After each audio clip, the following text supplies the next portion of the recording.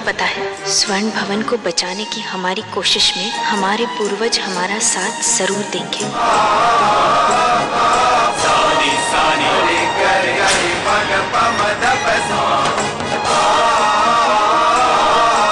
शायद यही तरीका है स्वर्ण भवन को बचाने का। What do you think?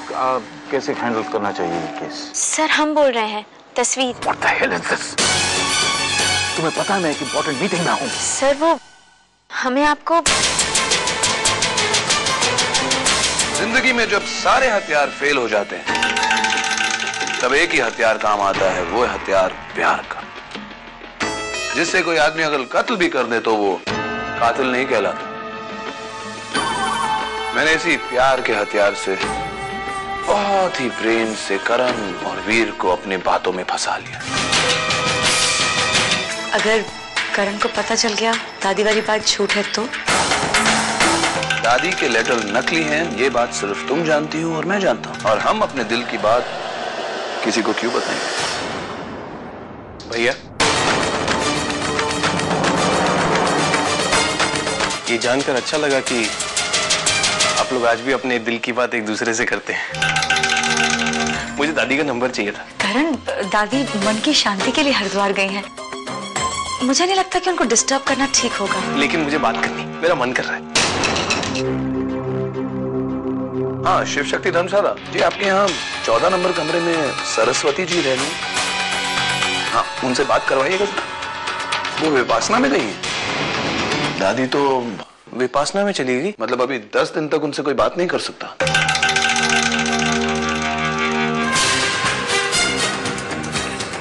Thank God! दादी विपासना में चली गई। दादी अब तक तो विपासना में गई नहीं, वो तो 1-2 दिन में चले जाएंगी। पर जरूरी ये है कि किसी की उनसे बात ना हो पाए।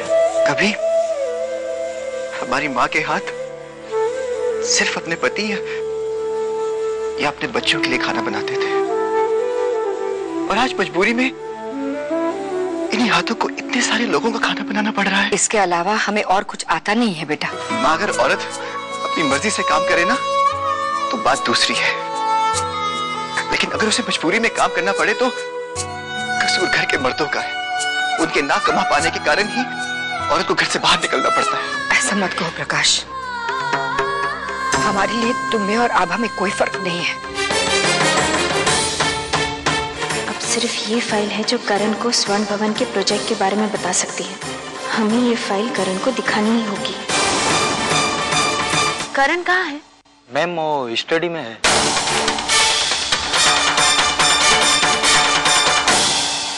तस्वीर,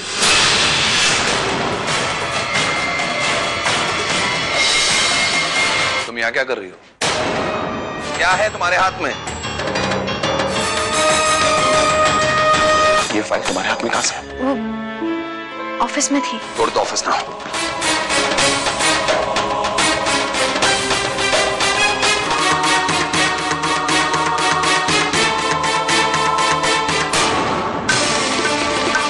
आभा बिटिया,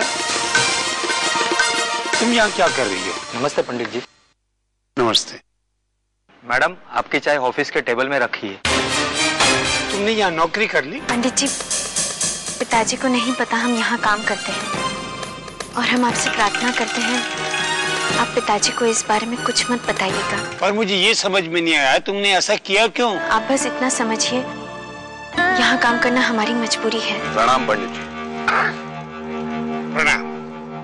जजमान, मैं आपको ये बताने आया था कि अगले सप्ताह शुक्रवार का दिन सब कार्य के लिए शुभ है।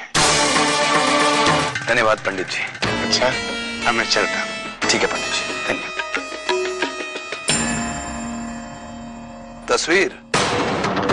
तस्वीर वैसे रहती कहाँ हो? वो हम नहीं, इट्स ओके। अपने घर का एड्रेस बताने की कोई जरूरत नहीं। अगर मुझे तुम्हारे घर का एड्रेस पता करना है तो मैं खुद ही पता कर सकता हूँ, ताकि मैं तुम्हारे पिताजी को ये बता दूं कि तुम इस स्वर्ण भवन में नौकरी करते हो।